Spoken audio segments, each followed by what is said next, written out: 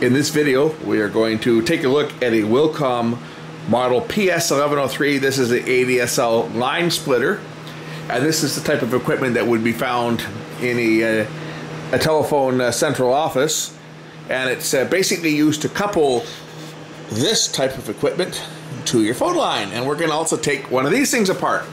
This is an old scrap unit that came out of the central office that I work out of, and this has now been retired.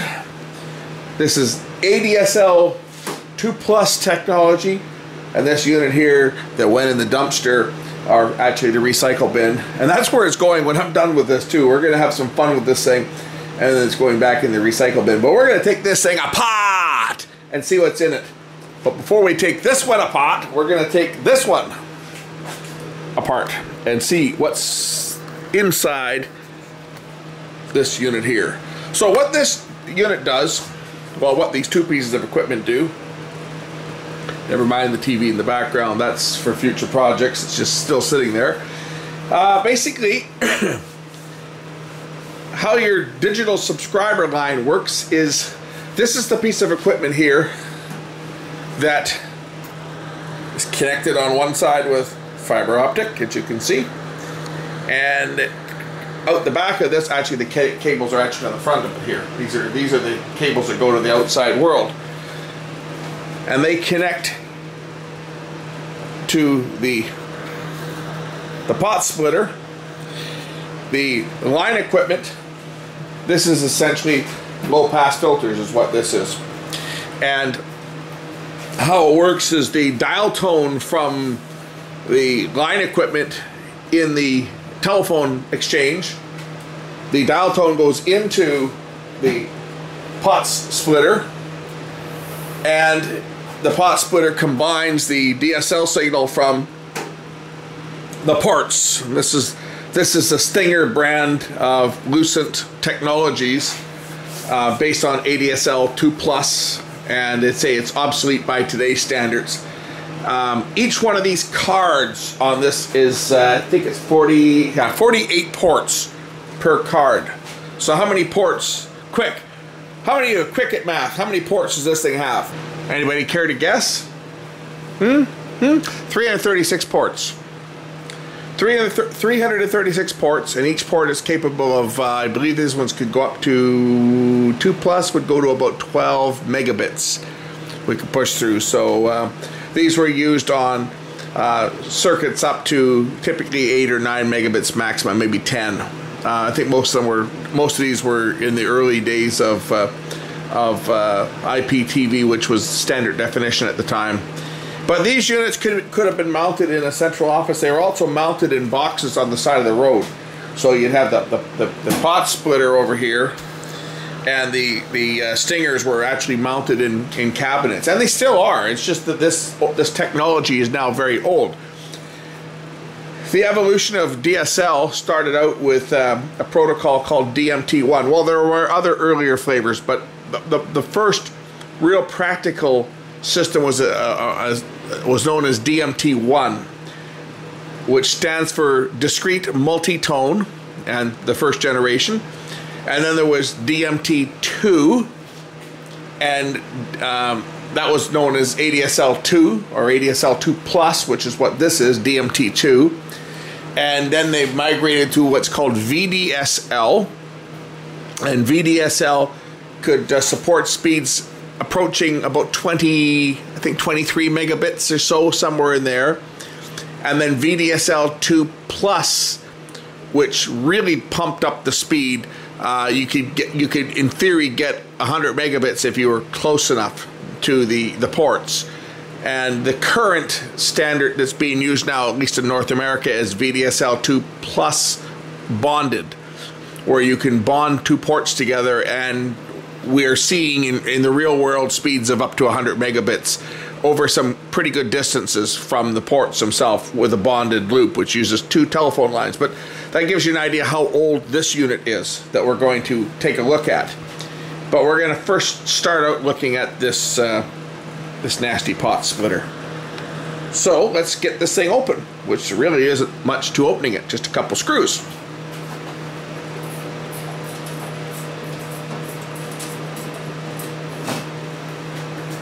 And we have some cards in here.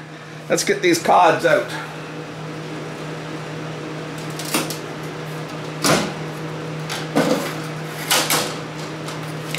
And that is all that's in it. Amazing, huh?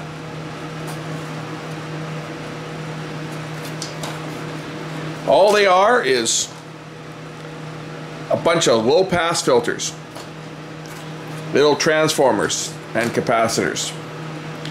And that's really all that's in this cabinet. Just a bunch of cards.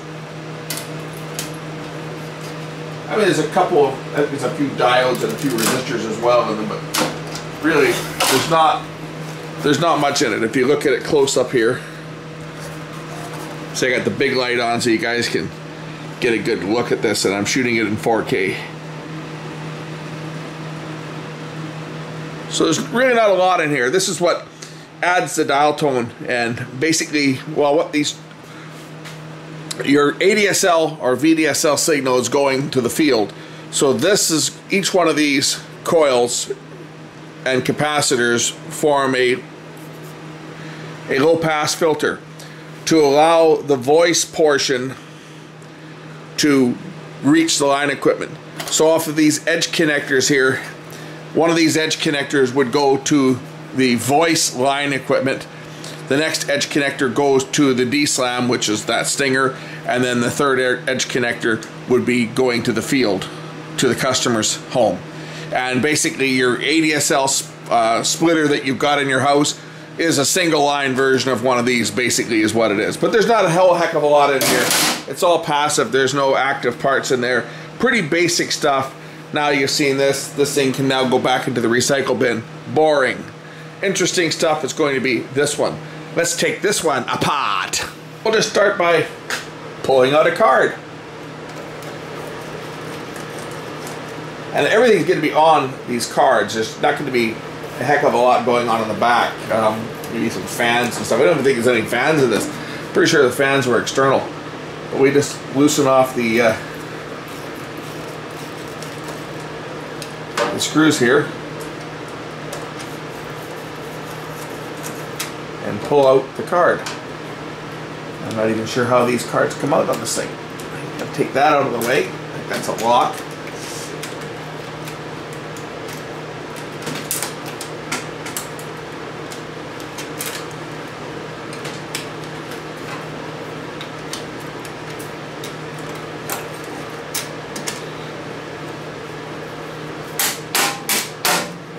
Yeah, take that lock down, and then we can pull the card out like that. And there is one of the cards. We're going to take that thing apart too and take a look at that card. So let me just get this pot splitter out of the way here. Pardon me. There, it's out of the way. Actually, these are two separate modules here, right? So for each card, there's an interface card and there's the actual electronics. So let's just take out the other part of the interface card here.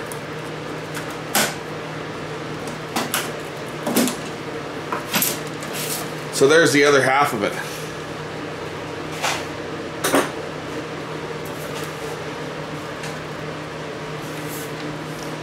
What do we got in here? Cool. So we have a DC to DC converter block here. If we look at it, it says input DC 36 to 75 volts at 1.7 amps, and the output is 5 volts at 10 amps.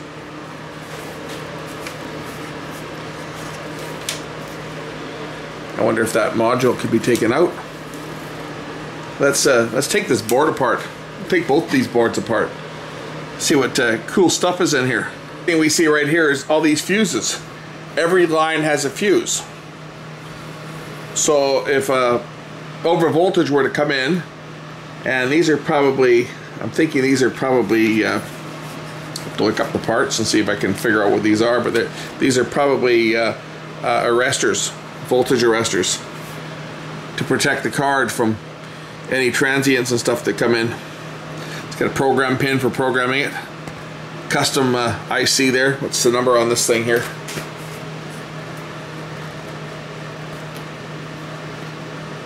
See if we can pick this sticker off.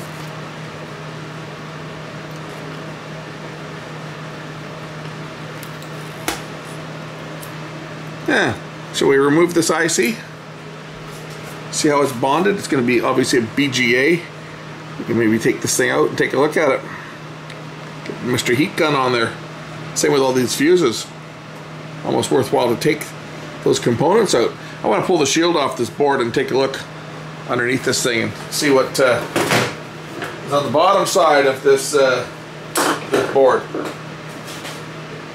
It's actually an Alcatel, I think it was a 7300, also sitting in the same bin, but I can't get it out of the bin, or I'd take that apart as well. But these things here weigh, well, this cabinet here weighs probably close to 100 pounds, and it's in the bottom of a dumpster, so I'm not about to go crawling through a dumpster to try and grab a box out to take it apart. This one was sitting on the top of the pile, so I was able to get it out of the bin. But the other one's at the bottom, so it's staying there. But they basically threw 4 of these units in the dumpster and or the recycle bin, as they've been decommissioned for a couple years now. And there's the bottom side. You can see you got tons and tons of diodes on here.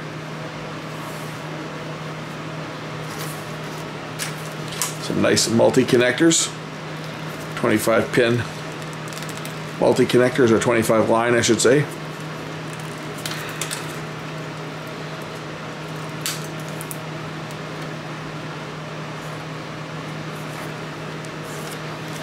Lucent Technologies ELPM48 port Stinger.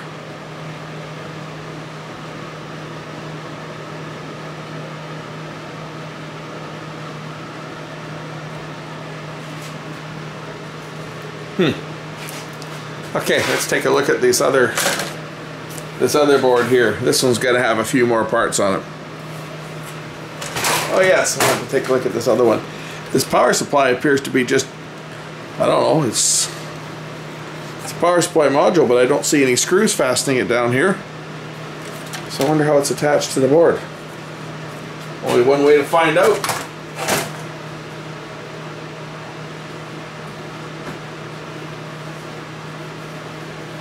We'll see if we can remove it with brute force.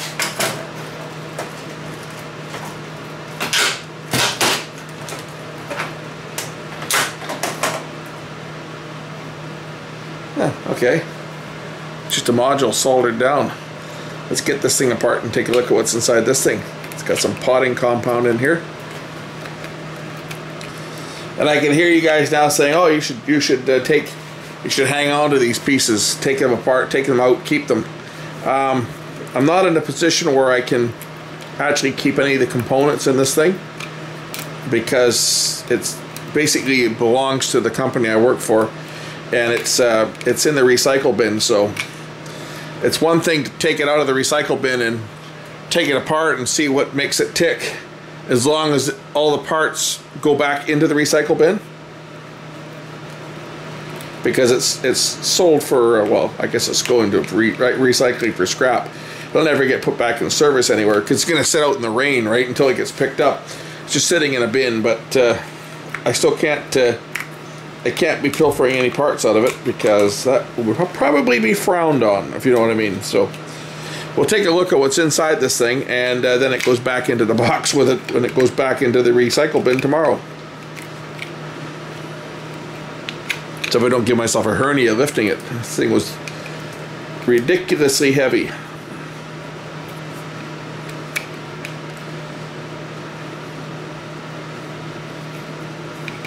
I don't think this stuff is a heat sink compound either. This is maybe to moisture proof the circuit board.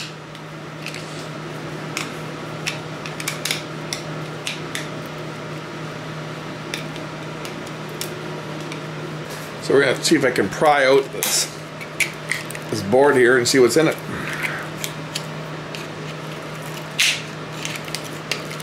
Did a good job of sealing this thing, that's for sure.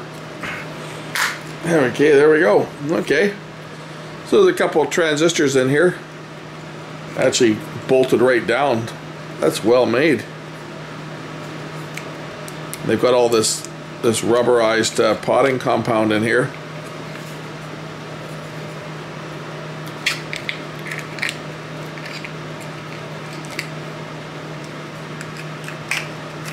Sometimes called a conformal compound. That's obviously going to be to keep moisture and stuff out, because again, these things are ruggedized for installation outside, right? So you got to make sure that that you don't get moisture into the actual unit itself. But as you can see, the way that these modules assembled, it's like I guess it's riveted down. It's held in place by a rivet, not a screw.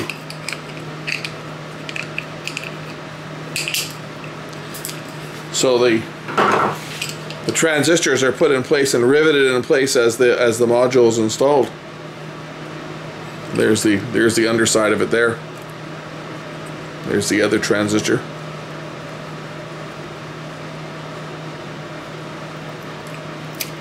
Interesting.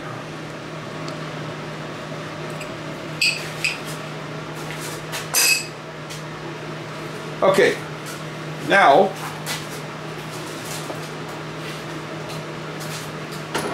we'll get a look at the main board itself. Again, there's two boards here that are sandwiched together, so we'll just rip them apart.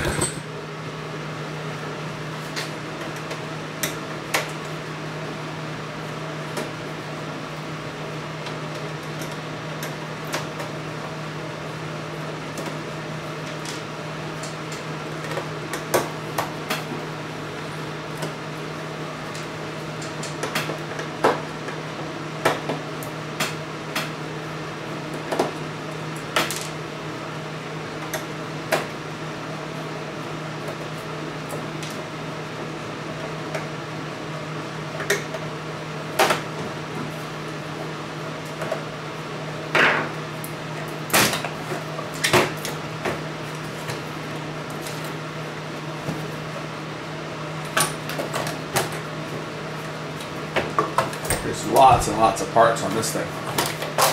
Tons. You can figure out how to get it apart. Like that. Okay. Now here is some serious. This is serious. Got power supplies on this thing all over the place. This is a 75 watt. This is a DC output 15 amp. Product of Mexico. Made by Tyco. Here's another couple power modules over here. Output, this one's a input 36 to 75 volts, because these things operate on 48 volts. That's what the central offices run on, but I guess they could probably take anywhere from 36 to 75 volts DC. Anyway, module, DC to DC power module, input output 36 volts to 75 volts input at 1.8 amps, 12 volts, 4.2 amps output. So these two are 12 volt modules. And these two here are 5 volt modules. And look at the chips on this thing. These are all going to be custom chips.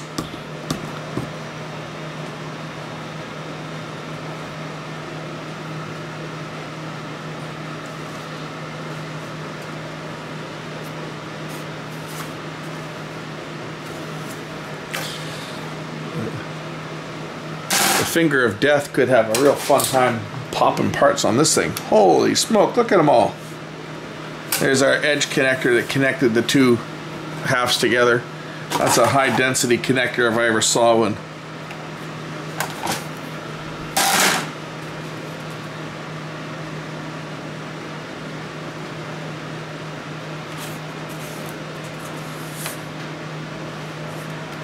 This board's got a metal back to it, but it looks like there are components mounted on the other side of this board as well. Let's get the shield off this thing. Take a look at them.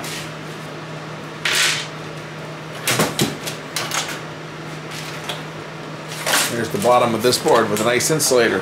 That might be worth keeping, that plastic sheet. That might be you know what? I think I'm going to keep that. That's actually something that could be useful for something. Don't know what, but I think I'll keep that. Here's some more. Here's the bottom side of this board. Talk about high density.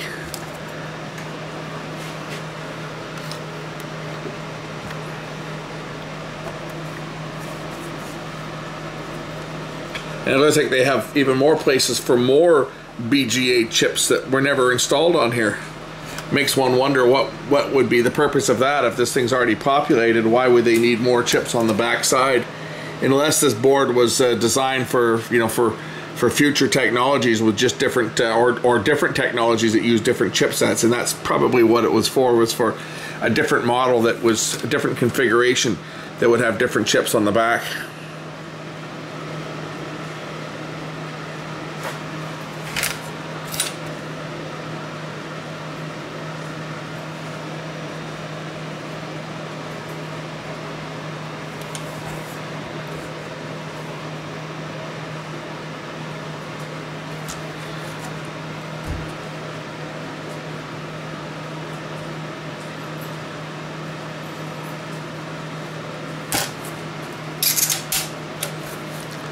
Looks like there's a, I'll check this out, there's a switch up here. When you pull down this latch, this is normally locked in place so that it can't open. If you undo the screw and you pull down this latch in order to release it,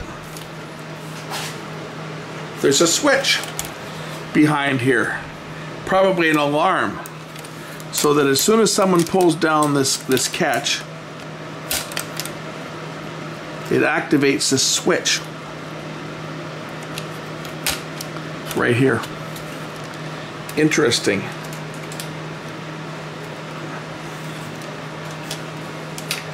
That way it'll set an alarm and probably power the board down so that you aren't unplugging it when it's hot. So as soon as the latch on the front here gets released, the board is going to shut down and go into a safe mode so that it can be unplugged hot.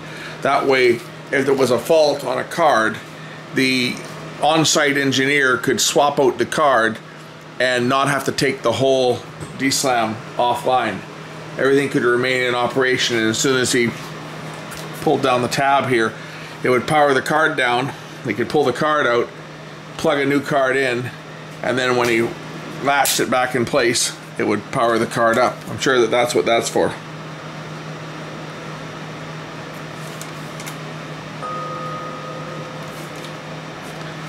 So that's that. This side of the board here just got some resistors and some capacitors on it. Looks like there was a modification done at one time too. That's a good mod. That a couple little wires here. They utilized a hole that was already there, ran their jumper wire through it. But look at the routing on here, right down. They glued it down to the board. So somewhere along the line they had to do a mod on this thing, add a wire, nice fine little wire, real fine wire. That's a look at that Stinger. Oh, I just have to decide what to do with it. Oh, we aren't done yet. That's just those ports. We have other stuff to look at on here too besides that. So let's continue. Let's take the power interface out now. This is the main power. Check out the power bus. There's two power buses here. That's power supply A. Or actually, that's power supply B. And this one's power supply A. Here's your battery string here that are connected to here. This looks to be about I would say number 4 gauge wire.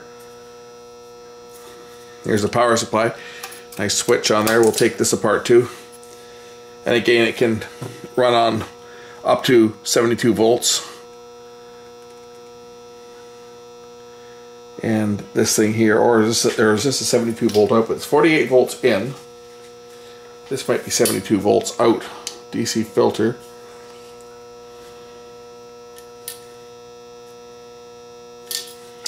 Yeah, this might be 72 volts out.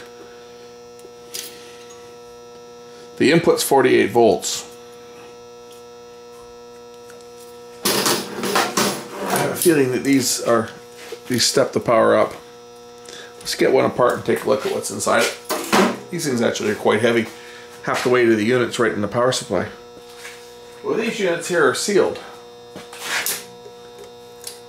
These are sealed modules. There's no screws to open them up. Looks like they're soldered shut. So they're probably potted as well. We're not going to see anything inside here.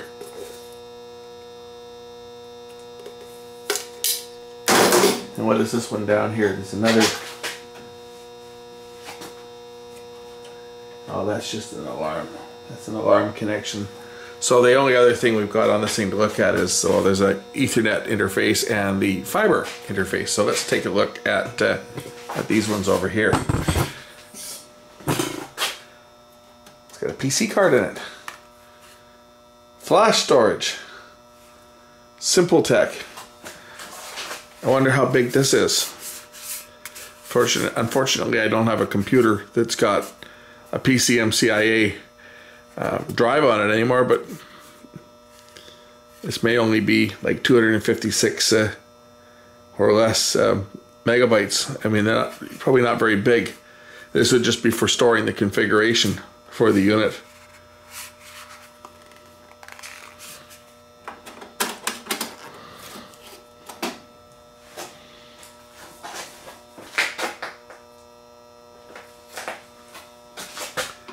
Okay, we'll take out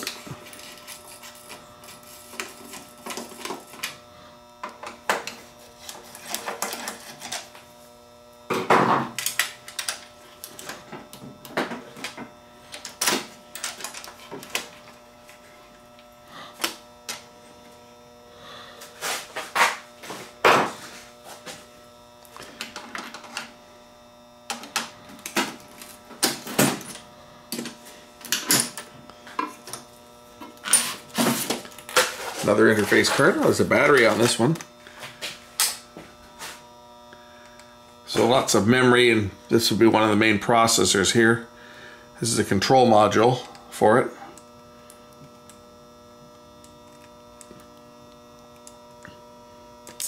Lots of NEC chips on here. There's like a UPD 82404N7.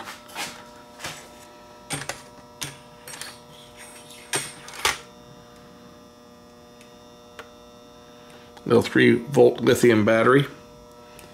Here's our card slot. They actually would unplug these slots here. They've got a plug down here, so they could be unplugged from there. Another DC to DC converter, I'm sure, over here.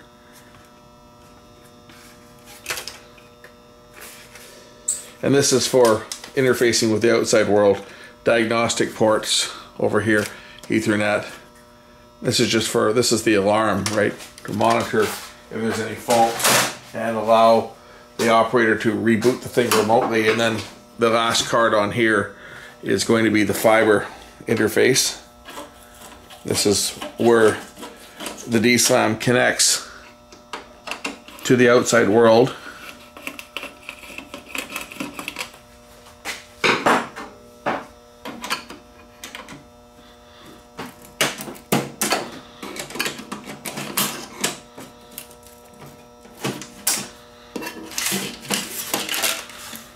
And there's not really anything on this board at all, as you can see. You've got your single mode fiber interface, right? For here's the fiber optic interface here. There's the end of the fiber optic looks like.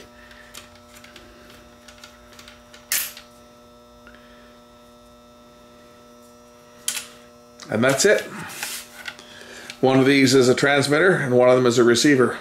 This is a 5 dB pad. So basically what this here does, if I get this out of here, when your light level is too strong, you plug your fiber into an attenuator, and it reduces the light level by 5 dB that comes out the other side. So if your signal's too strong, you pad it. Now this is being fiber optic, this is hazardous material. You don't want to stab yourself with the fiber that's inside here, because if you do, you got to really be careful when you handle this. This is sheathed, so I'm not gonna stab my finger on the end of there because I could get stuck by it. But fiber optic like this is a hazardous material. You have to be really careful with it because it's very fine. It's about the width of a human hair, and if you get stuck with that, it's going to break off and could get into your bloodstream and lodge in your lungs or your brain, and you would have a very bad day. So for all of us that work on fiber optic, we have to really be careful. We have to pick up any scraps and so forth. You can't leave the stuff lying around. This is not the same fiber optic that you would hook up your stereo, your surround sound, which was called Toslink. That type of fiber is not this. This is actual glass. This is Corning fiber glass, and this is considered a hazardous waste and has to be disposed of properly.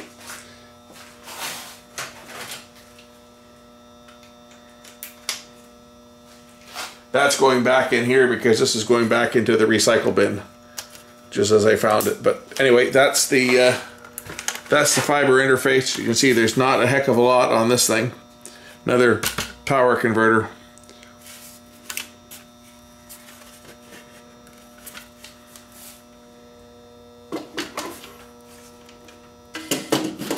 And that card just slides back in. Neat thing about these cards is that they can go into any slot, right? There's no, it doesn't have to be. This one could have been put over here. This is just an interface box that all these cards are fitted into.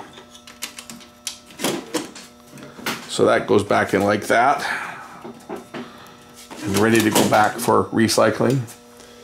And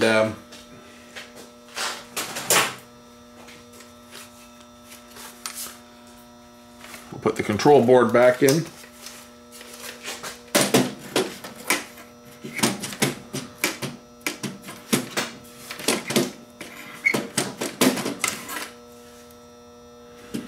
Somehow that does fit in there. There's a slot that it goes in.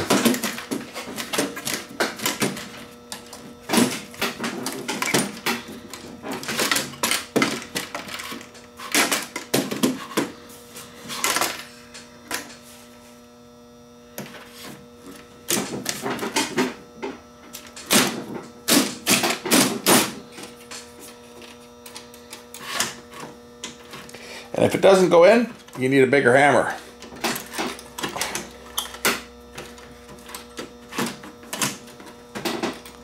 That goes in like that. The old power supplies, they just slide in into their bay.